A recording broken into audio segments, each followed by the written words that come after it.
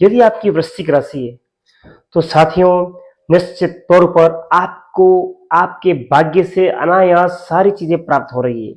भाग्य पर विश्वास रखें और अपने कर्म पर ध्यान दें, निश्चित तौर पर लाभ प्राप्त होगा। और ऐसा क्यों कह रहा हूं मैं, क्योंकि यह चंद्र लग्न कुंडली साप्ताहिक की है और यह आपको यह फल बताती है। भाग्य भाव में गुरु उच्च का है, मंगल स्वग्रही लग्न पर है, केंद्र में है, रोचक योग बना रहा है पंच महापुरुष में। तो निश्चित तौर पर आप अपने कर्म पर फोकस करें, भाग्य पर भरोसा करें, कर्म कर कर भगवान के ऊपर छोड़ दीजिएगा, निश्चित तौर पर लाभ प्राप्त होगा। आप जो चाह रहे हैं वो आपको अवश्य प्राप्त होगा। साथियों, मैं पंडित लोकेश पालीवाल आपके समक्ष उपस्थित हूं। चंद्र कुंडली से फलादेश जो कि नियर अबाउट 50% रहता है, 100% नहीं है, 80% भी नहीं, 50%, क्योंकि ये जनरल फलादेश है और सारी गणनाएं हम चंद्रमा से बताते हैं। चंद्रमा का विचरण अष्टम स्थान यानी मिथुन राशि, कर्क राशि, सिंह राशि और कन्या राशि पर रहने वाला, इन 4 राशियों के ऊपर चंद्रमा गोचर करेगा। तो इस सप्ताह में क्या क्या फल प्राप्त होगा आपको, तो आपको प्रारंभ में 2 दिन अपने कार्यों में विराम रखना है, यथावत रहना है, कोई नूतन कार्य नहीं करना है, जो चल रहा है उसको चलने दें, नूतन कुछ ऐड नहीं करना है। चाहे यात्राएं हो, चाहे खरीदारी हो, चाहे पैसे का लेन देन हो, चाहे एग्रीमेंट हो, नहीं करेंगे, लाभ रहेगा। फिर नेक्स्ट, जब 2 दिन में चंद्रमा गुरु के साथ रहने वाले हैं, निश्चित तौर पर आपको विशेष लाभ प्राप्त होगा।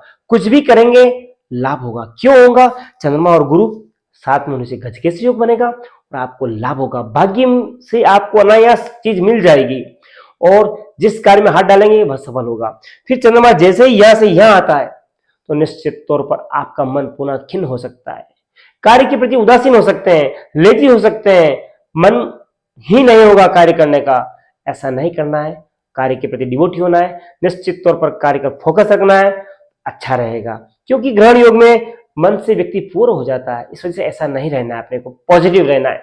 फिर चंद्रमा जैसे ही यहां आता है तो निश्चित तौर पर अपनी माता जी का, अपनी बड़ी बहनों का सम्मान करना है, उनकी ख्वाहिश जो भी हो उसको पूर्ति करने की प्रयास करना है। ऐसा करने से आपका विशेष हित रहेगा, आपकी आमदनी, अतिरिक्त आमदनी दोनों ही प्रभावित रहेगी, अच्छा रहेगा। संबंध ऑपोजिट जेंडर से अच्छे रखने हैं, मैत्रीपूर्ण रखने हैं और कुसंबंध नहीं रखने हैं, अच्छे संबंध रखने तो अच्छा रहेगा। विचारों में दरिद्रता या विलासिता नहीं रखनी है, बाकी अपकीर्ति, अपयश रह सकता है। एवं विशेष क्या, इसी सप्ताह में सूर्य 16 नवंबर को तुला से वृश्चिक आ रहे हैं, गणना में द्वादश से प्रथम आ रहे हैं, ये आपके लिए बहुत अच्छी बात है। व्यय पर अंकुश लग सकता है, अच्छा रहेगा।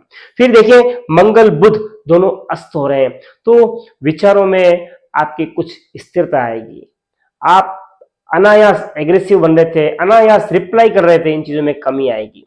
फिर देखते हैं हम कि 12 नवंबर को काल भैरवाष्टमी है। अपने कुल भैरव देवता के प्रसन्नता के लिए आप दीपदान करें, पूजा पाठ करें और उनके नाम से दिया, अगरबत्ती, श्रीफल अर्पित करें, आपको लाभ होगा।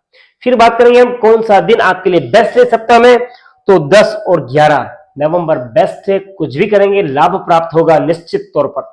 फिर कलर देखें तो रेड है, येलो कलर है, 2 कलर अगर आपने यूज किए इस सप्ताह में 100% आपकी मानसिकता पॉजिटिव रहेगी। फिर बात करें 12 और 13 नवंबर, ये 2 दिन आपके लिए टफ रहेंगे। कुछ भी नया करने से पहले सोचें, चिंतन करें, फिर कार्य करें। कुछ नई चीज लेने जा रहे हैं 2 दिन ना लाएं और पैसे का लेन देन कर रहे हैं सावधान रखिए, नए एग्रीमेंट कर रहे हैं नहीं करेंगे, तीर्थ यात्रा नहीं करेंगे, ध्यान रखें। इस बात को मानते हुए अगर आप कार्य करेंगे निश्चित तौर पर आप सफलतम बनेंगे। फिर बात करें उल्लिखित बिंदुओं के ऊपर, हेल्थ वाइज देखें तो निश्चित तौर पर हेल्थ की अगर हम बात करें तो चेस्ट के आसपास पेन रह सकता है आपको, और कफ कोल्ड की शिकायत अधिक रह सकती है, नजला अधिक रह सकता है, नाक से पानी आना अधिक रह सकता है। फिर देखें हम कि अनायास खर्च, जहां नहीं चाहते वो भी खर्च करना, कहां करना, रोगों के ऊपर, दवाई के ऊपर, जांचों के ऊपर।